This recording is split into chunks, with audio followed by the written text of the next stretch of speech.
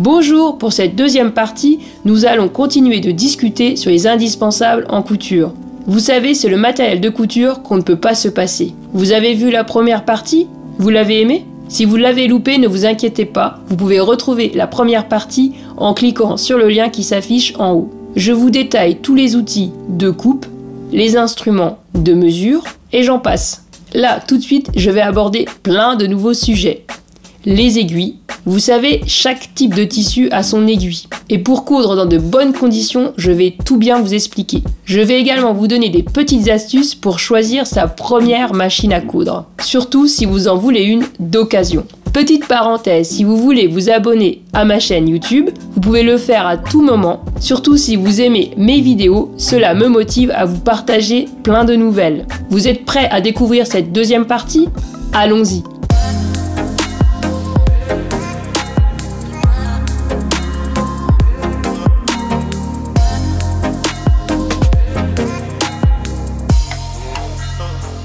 Pour faire fonctionner une machine à coudre, on a certes besoin de fils de qualité. Je vous ai expliqué le pourquoi du comment dans la première partie de ce tutoriel. Si votre machine est neuve, généralement un lot d'aiguilles est livré avec. Avez-vous remarqué qu'il existe différentes tailles? Alors, comme pour le fil, je vous conseille d'acheter des aiguilles de marque. Parce que pour certains types de points, c'est ultra important.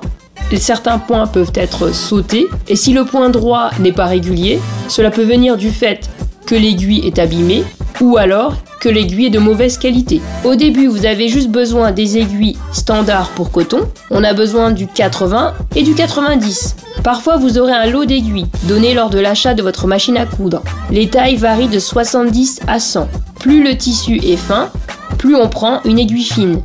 Et c'est l'inverse, si le tissu est épais, on prend une aiguille de taille élevée. Pour de la soie, de la mousseline, prenez des aiguilles 70. Pour du coton, popeline, cretonne, etc., c'est entre 80 et 90. Et pour les tissus épais, le jean, la toile par exemple, on utilise du 100. Il existe des aiguilles spécifiques en fonction du tissu utilisé. Pour les tissus extensibles, vous avez les aiguilles stretch ou jersey. La pointe est arrondie. Pour le cuir ou le simili-cuir, prenez des aiguilles spéciales cuir. L'aiguille est très pointue. J'ai acheté des doubles aiguilles pour réaliser des surpiqûres ou des ourlets sur des tissus extensibles. Vous avez différentes tailles et différentes largeurs entre les deux aiguilles. Prévoyez une chute de tissu pour ranger les aiguilles utilisées. Il ne faut jamais les ranger avec les neuves. Vous pouvez noter le tissu, la taille de vos aiguilles, de 70 à 100 et le type d'aiguille. Cela va vous donner un petit tableau. Vous avez besoin d'aiguilles pour coudre à la main. Prenez un lot de différentes tailles. Cela vous permet de poser des boutons ou bien de bâtir un endroit précis sur votre ouvrage. Le dé à coudre est pratique quand on manipule un tissu épais. Cela évite de se blesser. On pousse l'aiguille en appuyant sur le dé à coudre. Après les aiguilles à coudre, qu'avons-nous besoin à votre avis? Eh bien, les épingles. Et alors là, c'est incroyable tout le choix que l'on peut trouver en mercerie pour faire tenir nos tissus ensemble, vous allez voir. Vous avez les épingles à tête plate, elles sont très fines, c'est parfait car ça n'abîme pas les tissus. Mais moi avec mon petit bonhomme, je trouve que c'est trop dangereux les plates, je les repère mal quand elles tombent par terre. Je me suis acheté plusieurs lots d'aiguilles avec des têtes rondes colorées. Les têtes sont en verre, c'est la marque Bohin, la boîte est à 2 € environ. Il n'y en a pas beaucoup dedans, mais elles sont top. Elles sont très fines et quand on repasse avec un fer à repasser par-dessus, la tête ne fond pas, alors que le plastique, oui. Vous avez aussi des pinces plates en plastique. On les utilise pour ne pas trouver le cuir, la soie ou la mousseline par exemple. Elles ne sont pas données, c'est un peu cher. L'astuce, prenez des mini pinces pour cheveux si vous en avez. Vous testez avant avec le tissu, bien évidemment. Si celui-ci ne se trouve pas, vous les gardez, vous les rangez dans votre atelier. Moi, j'aime stocker mes épingles sur une peluche. J'ai hérité de celle-ci de ma grand-mère. Elle l'avait fabriquée à l'école. Et sinon, j'ai aussi celui qu'on met au poignet. C'est très pratique quand on est sur la machine en train de coudre. Souvent, on vous parle de l'aimant. Vous n'avez pas besoin d'en acheter un. Vous avez forcément un magnète sur votre frigo ou vous avez un aimant pour votre tableau. Si vous avez des épingles qui sont sur votre table ou par terre, prenez-le.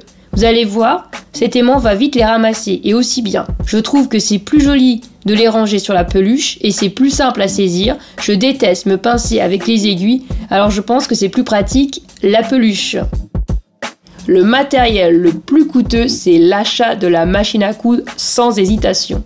Vous avez le choix avec une neuve ou une d'occasion. Je conseille pour un débutant un budget entre 100 voire 300 €. Vérifiez avec le vendeur que les accessoires fournis avec votre machine à coudre seront suivis sur une longue période.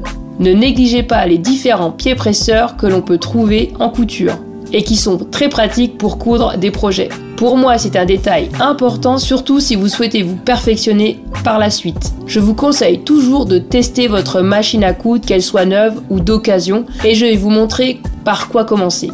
Il existe 2 types de machines à coudre, ça tombe bien, je les ai sous la main. Soit vous avez une mécanique ou bien une électronique. Celle-ci est bourrée d'options. Par exemple, le coupe-fil automatique. L'aiguille reste en position basse. Pour les débutants, vous ne savez pas si vous allez coudre régulièrement. Commencez par acheter une bonne machine mécanique. Quand vous allez tester la machine, vous devez commencer par coudre un point droit. Si celui-ci n'est pas joli sur l'endroit et sur l'envers du tissu, passez votre chemin.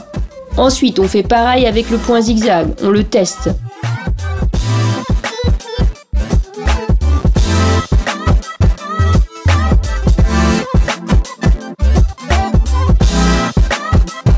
On teste également le point d'arrêt qui est très pratique en début et fin de couture.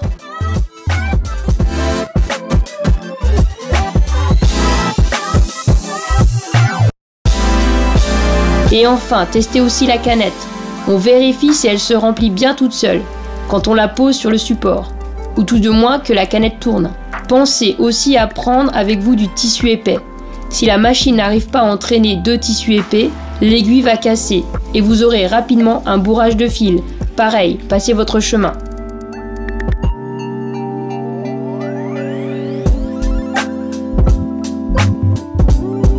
Si vous préférez une machine à coudre neuve et que vous n'êtes pas pressé et que vous voulez économiser un peu sur le budget, repérez les dates des salons de couture. Les marques sont présentes et proposent des promotions. Rendez-vous dans les enseignes de couture, elles aussi vous les proposent. Si le vendeur est correct, il vous partagera également les dates. Le tuto touche bientôt à sa fin et j'espère que mes conseils vous seront utiles. Faites-le moi savoir en commentant la vidéo. Si vous souhaitez vous perfectionner et vous approprier le vocabulaire textile, alors courez tout de suite à la bibliothèque municipale. Vous pouvez emprunter des livres de couture à moindre frais.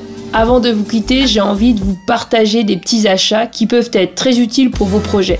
Pour rigidifier les tissus sur un vêtement, au niveau du col ou au niveau d'une forme, il est nécessaire d'avoir en stock du thermocollant. Vous en avez plein, des fins, des plus épais, en fonction de votre projet. Celui-ci me sert pour entoiler un sac. À la maison, vous avez certainement un fer à repasser. Un simple fer à vapeur peut suffire au début. La centrale à vapeur, c'est un plus pour aller plus vite. Elle est utilisable en moins de 10 secondes. Je me suis confectionné avec une planche de contreplaqué, une mini table à repasser. Généralement, je la pose sur la table, c'est pratique et ça ne prend pas de place. Prévoyez un peu de papier sulfurisé. J'ai coupé un format A4, je le réutilise régulièrement. Je n'ai pas besoin de le changer. Ce papier me permet de protéger des ouvrages délicats, la soie ou quand je personnalise avec du thermocollant flex. Pour terminer, voici une liste en vrac des différents objets qui vous seront très utiles dans la fabrication de vos créations. Les bandes de velcro composées d'une partie mâle et femelle.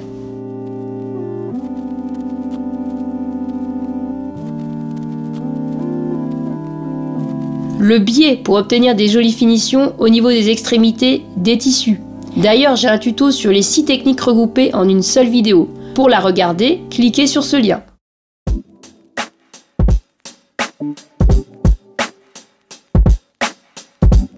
Je me suis fait un stock de boutons. J'ai récupéré certains de ma grand-mère et puis sur des vêtements neufs. Ils donnent toujours un bouton en double. J'aime bien utiliser des boutons à pression. Au début, j'ai acheté ceux qui se posent à la main, mais ça se défait assez vite. Et puis, j'ai investi dans une pince pour poser des pressions métalliques, des œillets, et elle n'a rien à redire si ce n'est de renforcer le tissu. J'ai découvert des pressions colorées en résine. Elles se posent avec une pince cam. Pour certaines finitions, vous pouvez avoir besoin des accroches pour soutien-gorge. On utilise parfois pour tenir le haut de la fermeture éclair, pour des jupes par exemple. Ah, les élastiques, il y a plein de différentes tailles. Pensez au début juste au format 10 mm et 25 mm. Sinon, vous allez vite être envahi de matériel.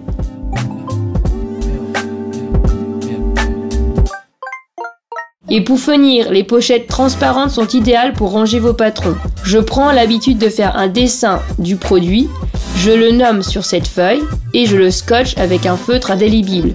Cela me permet de retrouver un patron plus rapidement dans mon organisateur. Nous avons passé tout en revue. Vous êtes maintenant au courant de tout le matériel de couture qui vous sera utile en tant que débutant et pour vous perfectionner par la suite.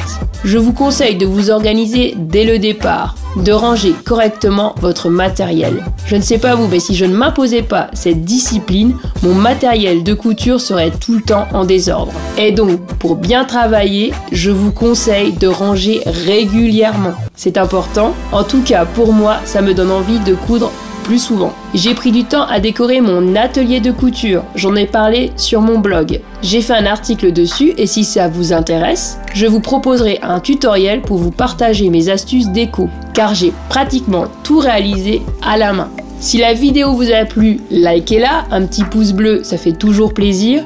Vous pouvez également commenter la vidéo, j'aime toujours autant lire vos commentaires. Pour m'encourager à vous partager de nouveaux tutoriels, pensez également à vous abonner à ma chaîne YouTube.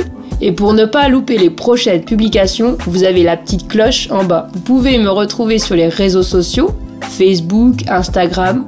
Vous avez juste à saisir Atelier Alaska dans la barre de recherche. J'ai également créé un groupe sur Facebook, c'est une communauté où vous pouvez partager vos photos.